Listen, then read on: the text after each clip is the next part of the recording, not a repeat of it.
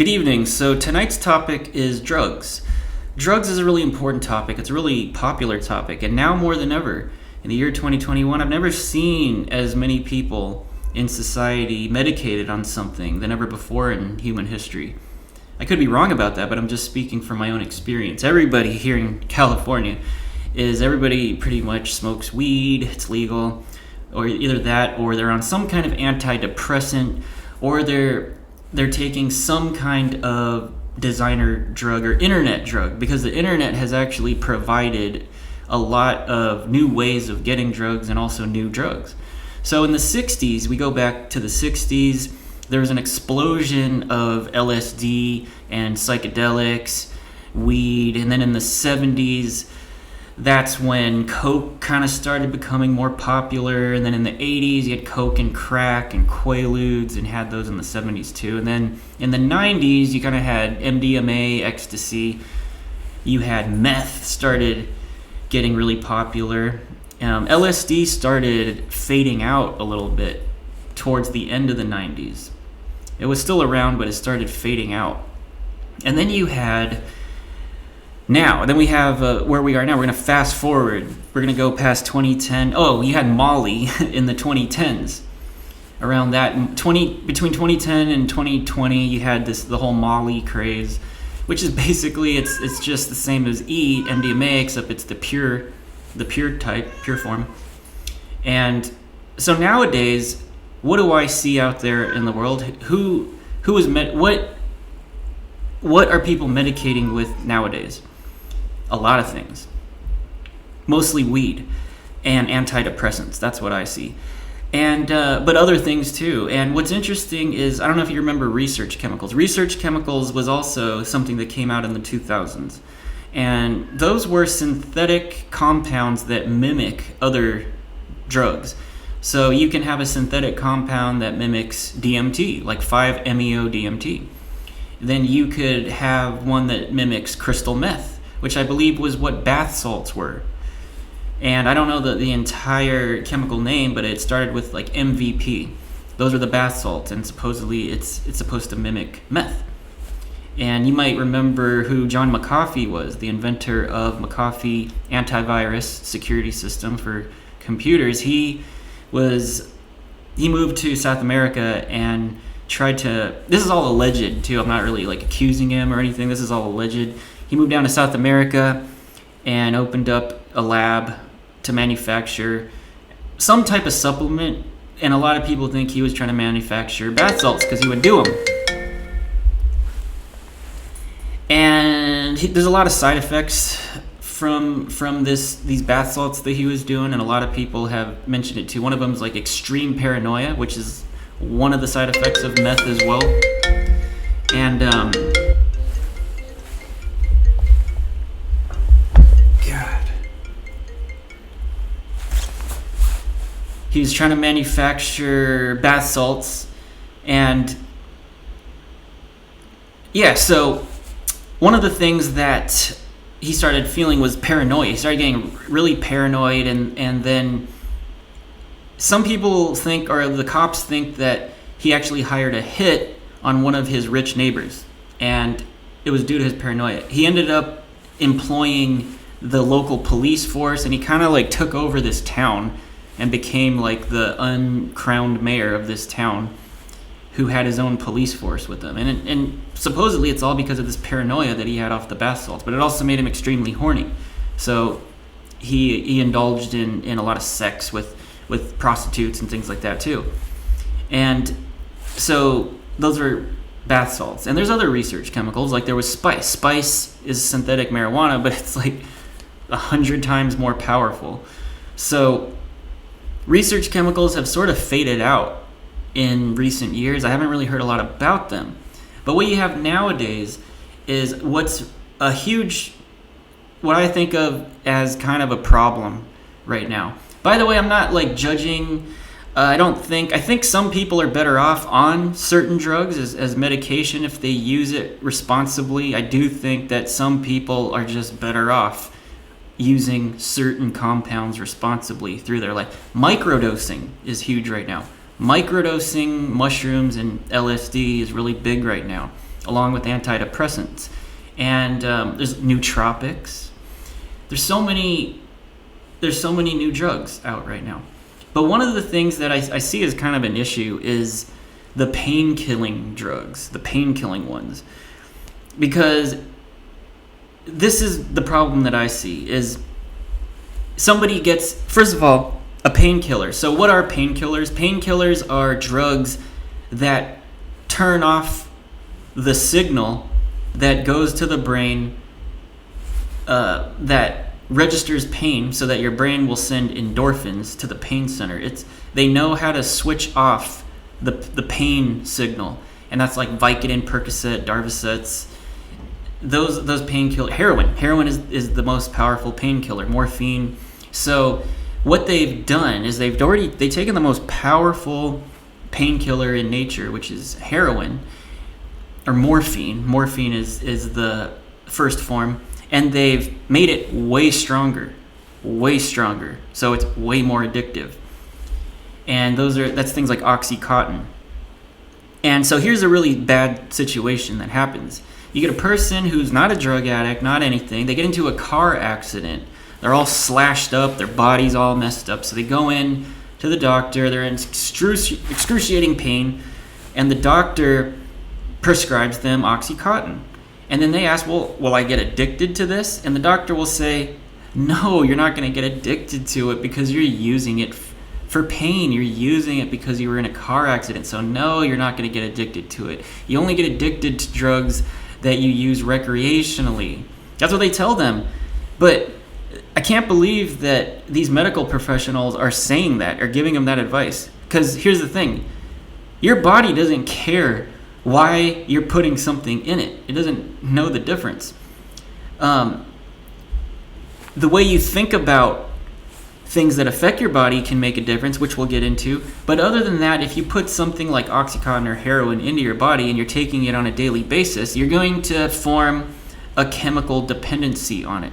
Your body will not manufacture endorphins to reach all these pain centers anymore unless you have heroin. And so you're going to go through withdrawals. You're going to have akathisia. If you just suddenly cut off the Oxycontin or the heroin, you're going to have akathisia. Akathisia is this sensation where you have this inner movement where you feel like you have to move. You have to run, or you cannot really just sit still, or it feels like you're going to explode. It's the worst. It's one of the worst sensations someone can go through when they're coming off of a drug or something.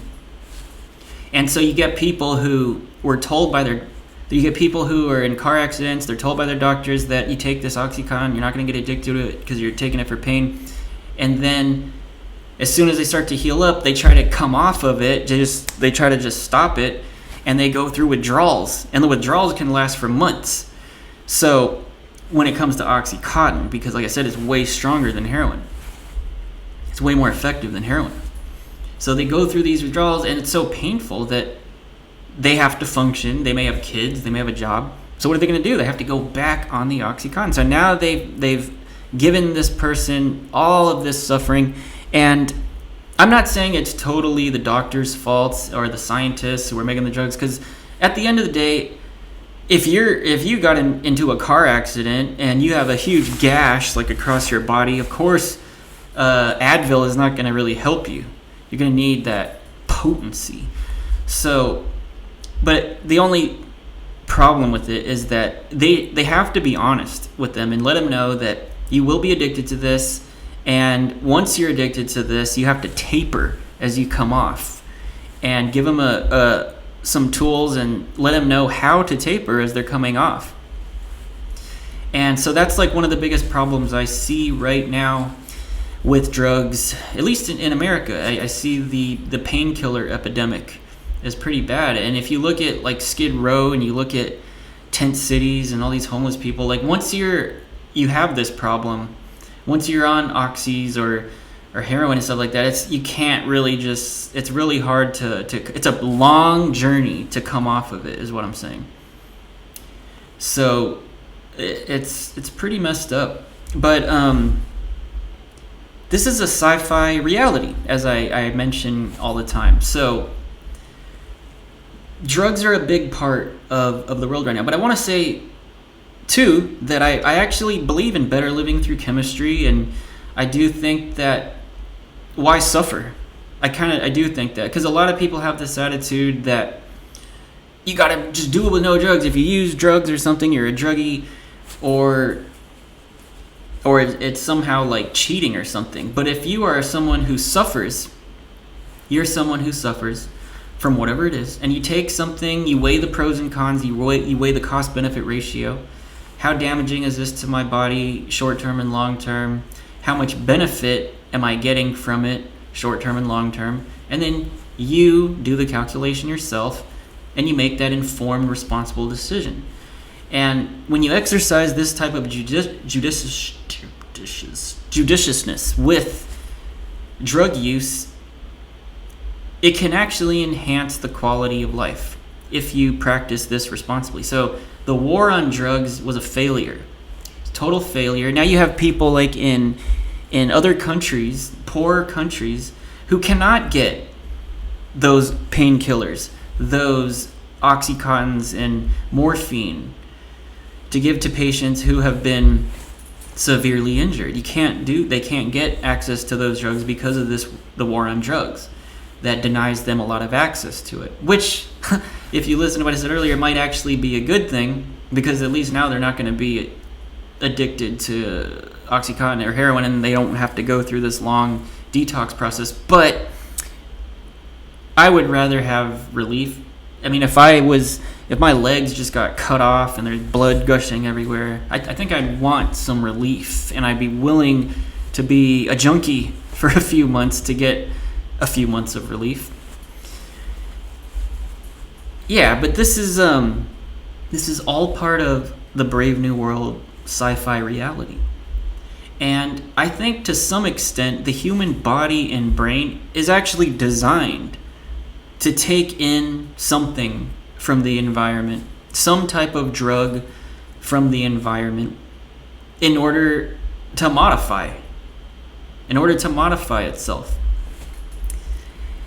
You look at mushrooms and how they can enhance visual acuity, coordination. Some people don't think so. I personally used to love skateboarding on mushrooms and find that I can do it a lot better.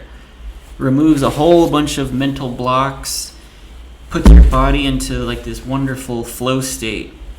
And it's a really great feeling to do sports and activities on mushrooms and things like that. So there's benefits. Microdosing is so popular right now. And I like that because people are using them to do things that are positive. Things like microdosing. People are innovating, they're doing better at work, they're working through their baggage on these microdoses.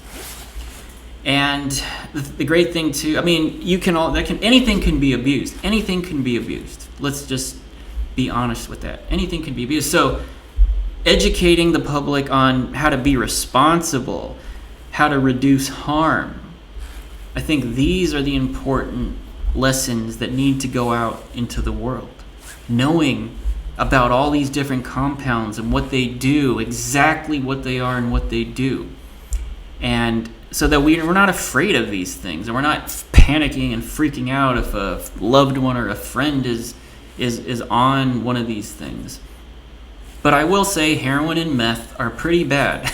Those are the two that, and like I said, the painkillers, yeah, those are kind of life-ruining. Coke is also life-ruining, and very little benefit compared to psychedelics that you would get from like Coke and those egocentric type of drugs. And so I talk about these things because people want to improve their lives. People either want to come off drugs or they're thinking about going on them to better their lives. But I work with a lot of clients who are former addicts who don't want to go back to the lifestyle that they had when they were addicted to Oxycontin or heroin or meth. They don't want to go back to those lifestyles. And So we work together, giving them replacement habits, giving them tools to offset a lot of those nasty withdrawal symptoms, and to create a compelling life that replaces their junkie life. And so my door is open to those who wish to go into recovery and to find a new path, a new journey in life that's as exciting as the adrenaline and excitement you got from drugs, or the peace and serenity you got from certain ones. And it's an awareness that parents also need, because your kids are probably going to be caught one day doing drugs. It's just a matter of time. It's just a statistical likelihood. And so the more you know about what is out there, what should I be worried about? What should I be cautious about, but maybe not panic about? It's so important.